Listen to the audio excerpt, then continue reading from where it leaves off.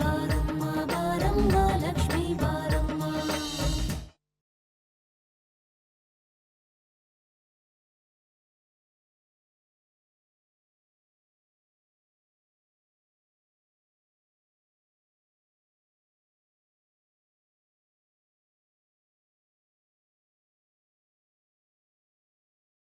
ಓ ಬನ್ನಿ ಬನ್ನಿ ಬನ್ನಿ ಅರ್ಚಕ್ರೆ.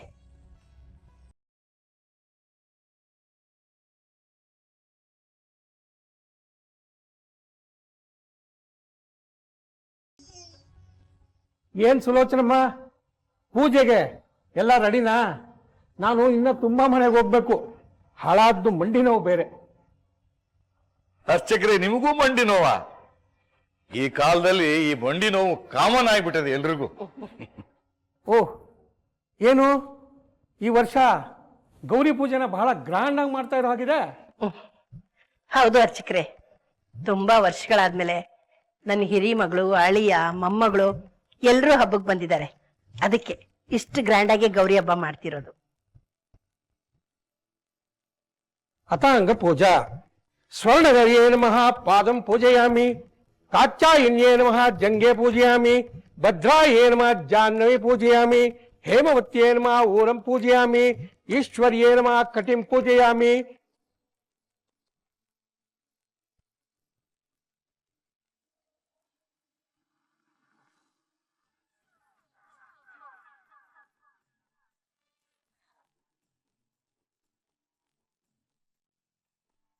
ತಾತ, ಅಜ್ಜಿ ಹೇಗಿದ್ದೀರಾ?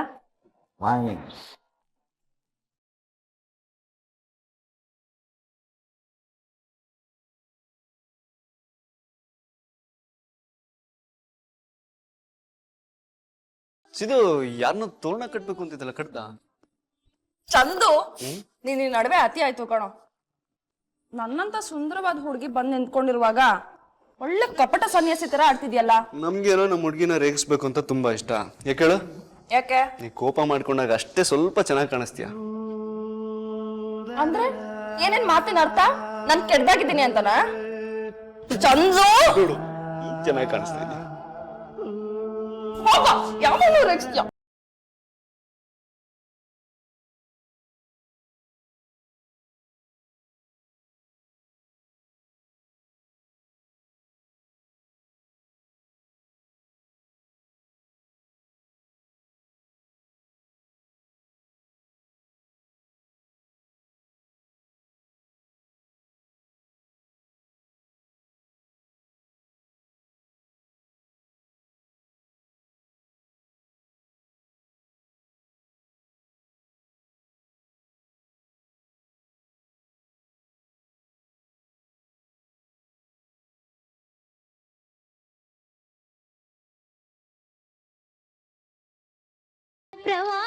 ನೋಡಮ್ಮ, ಈ ಗೌರಿ ಪೂಜೆನ ಮುತ್ತೈದೆಯರೇ ಮಾಡ್ಬೇಕು. ಹೇಗ್ ಮಾಡ್ಬೇಕು ಅಂತ ನಾನು ಹೇಳ್ತಾ ಹೋಗ್ತೀನಿ, ಹಾಗಾಗಿ ಮಾಡ್ಕೊಂಡು ಎಲ್ಲಿ ಒಬ್ಬೊಬ್ರು ಮುತ್ತೈದೆಯರು ಬಂದು ಗೌರಿಗೆ ಅರ್ಶಿನ ಕುಂಕುಮ.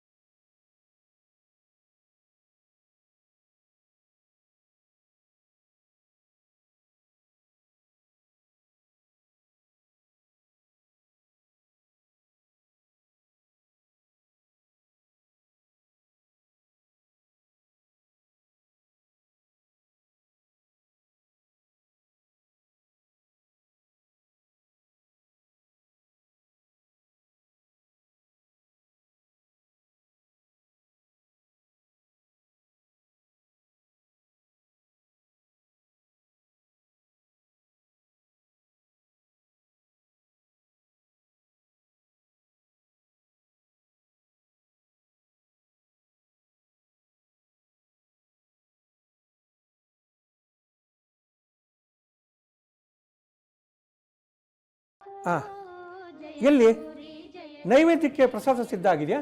ನೈವೇದ್ಯ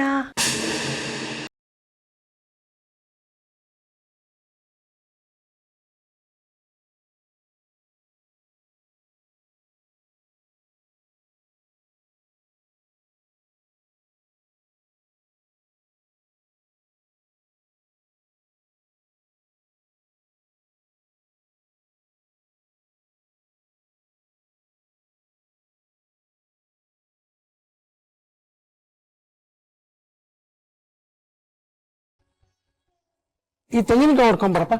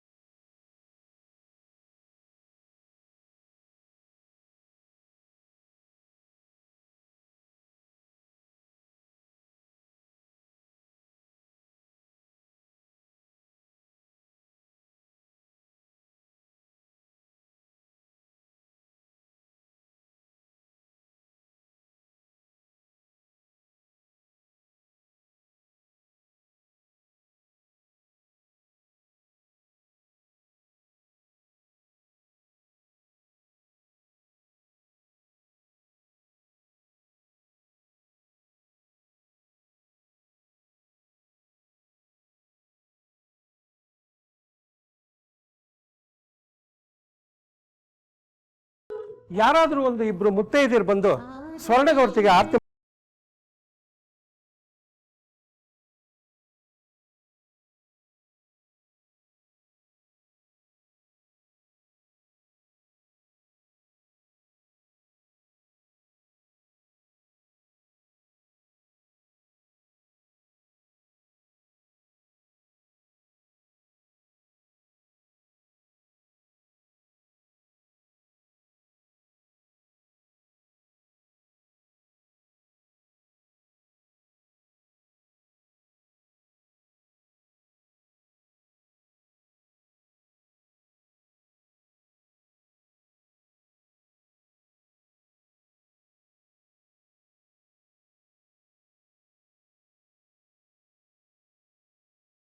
ನೋಡಮ್ಮ, ಗೌರಿ ಹಬ್ಬದ ದಿನ ಮನೆ ಹೆಣ್ಮಕ್ಳಿಗೆ ಮುತ್ತೈದೆಯರಿಗೆ ಬಾಗಿನ ಕೊಡೋದು ನಮ್ಮ ಶ್ರೇಷ್ಠ ಸಂಪ್ರದಾಯ.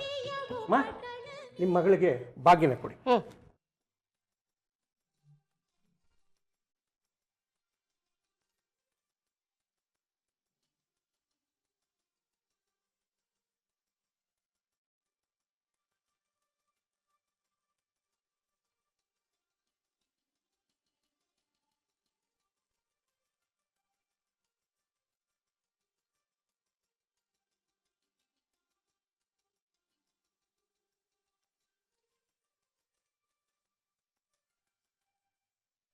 ಮಗಳೇ, ನಿನಗೆ ಬಾಗಿನ ಕೊಟ್ಟು ಎಷ್ಟು ವರ್ಷಗಳಾಗೋಗಿತ್ತು.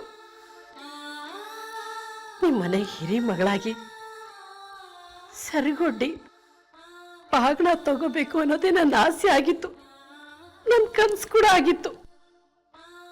ಎಲ್ಲಿ ನನ್ನ ಕನಸು ನನ್ನ ಆಸೆ ಈಡೇರಲು ಅಂತ ಭಯ ಆಗೋಗಿತ್ತು. ಸತ್ಯ, ನೀನು ಮತ್ತೆ ಹಬ್ಬಕ್ಕೆ ಬಂದು ಈ ಹೆತ್ತವಳ ಆಸೆನ ಪೂರೈಸ್ತಲ್ಲ, ನನ್ನ ಕನಸನ್ನ ನನಸು ಮಾಡ್ತೀಯಲ್ಲ, ನನಗೆಷ್ಟು ಸಂತೋಷ ಆಗ್ತಿದೆ ಗೊತ್ತಾ. ನನ್ನ ಜನ್ಮ ಸಾರ್ಥಕ ಆಯ್ತು ಮಗಳೇ, ನನ್ನ ಜನ್ಮ ಸಾರ್ಥಕ ಆಯ್ತು. ನನಗೆ ಆಶೀರ್ವಾದ ಮಾಡಮ್ಮ. ಅಪ್ಪ ಕೈಲಾಶ್,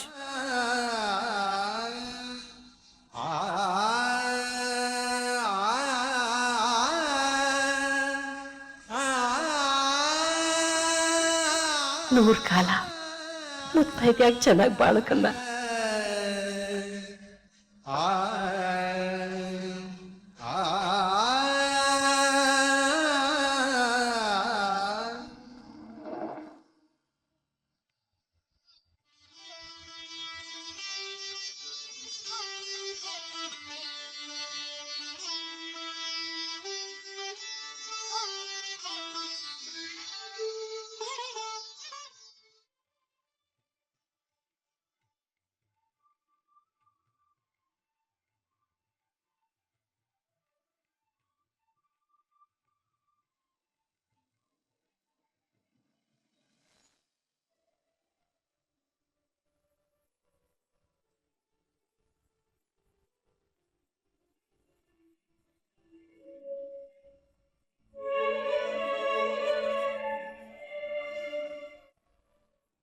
ನೋಡಮ್ಮ ಶ್ರುತಿ, ಮುಂದಿನ ವರ್ಷದಿಂದ ನಿಮ್ಮಮ್ಮ ಅಜ್ಜಿ ಇಬ್ರು ನಿನಗೆ ಗೌರಿ ಬಾಗಿನ ಕೊಡ್ತಾರೆ.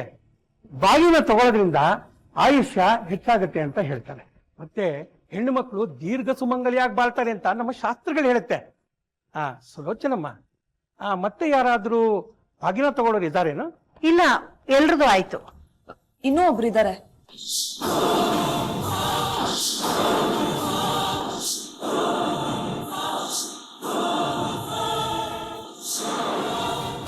ಇನ್ನೂ ಒಬ್ರಿಗೆ ಬಾಗ್ನ ಕೊಡೋದು ಬಾಕಿ ಇದೆ. ಮಮ್ಮಿ, ಈಗ ತಾನೇ ಅರ್ಚಕರು ಹೇಳಿದ್ರು, ತಾಯಿ ಮಗಳಿಗೆ ಬಾಗಿನ ಕೊಟ್ರೆ ಮಗಳ ಸಂಸಾರ ತುಂಬಾ ಚೆನ್ನಾಗಿರತ್ತೆ ಅಂತ, ಅವಳ ಗಂಡನ ಆಯಸ್ಸು ಜಾಸ್ತಿ ಆಗತ್ತೆ ಅಂತ. ಹೌದು ಗೊಂಬೆ, ನೀನ್ ಚಂದನ್ನ ಮದುವೆ ಆದ್ಮೇಲೆ ಮುಂದಿನ ವರ್ಷ ನಾನೇ ನಿನಗೆ ಬಾಗಿನ ಕೊಡ್ತೇನೆ. ಹೌದು ಮಮ್ಮಿ, ನಾನ್ ನಿನ್ ಮಗಳೇ, ಚಿನ್ನು ನನ್ ತಂಗಿ ಅಂದ್ಮೇಲೆ ಚಿನ್ನು ನಿನ್ ಮಗಳಲ್ವಾ?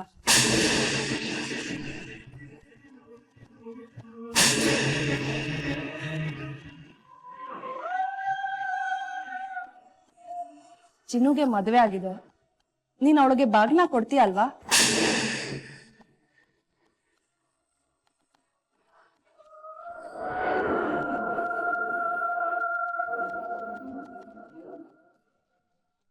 ನಮ್ಮ ಸಂಪ್ರದಾಯದಲ್ಲಿ ಒಬ್ಬ ಮುತ್ತೈದೆ ಇನ್ನೊಬ್ಬ ಮುತ್ತೈದೆಗೆ ಬಾಗಿನ ಕೊಡೋದನ್ನ ನಿರಾಕರಿಸಬಾರ್ದು. ಅದು ಶ್ರೇಯಸ್ಸಲ್ಲ.